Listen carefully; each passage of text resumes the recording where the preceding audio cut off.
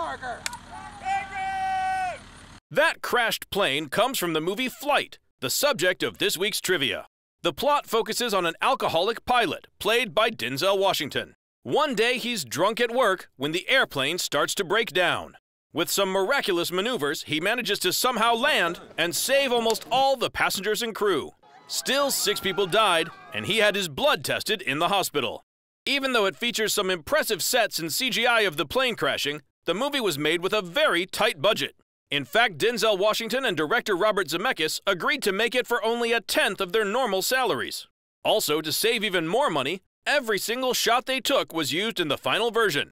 Now that's pro movie-making craftsmanship. The part of recording the images is only like 1/3 of the process. So, you know, however those images are generated, I still use, you know, for me, making a movie is all about story, character, that sort of thing. If that door gets kicked out on background action, it's not in the movie. You're not going to see it. So you got to wait until fire trucks.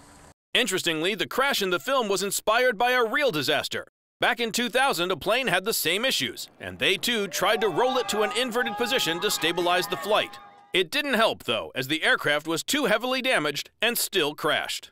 In Flight, Denzel plays a cocaine and alcohol-addicted pilot, but in real life, the actor hardly ever drinks at all. He created a totally realistic character, though, and everyone who's ever been hungover recognizes things in his performance. Well, that's what acting is, you know. You don't have to kill someone to play a murderer. So it's just acting. You know, it's not brain surgery. Flight is a heavily character-driven piece that was well received by critics and fans.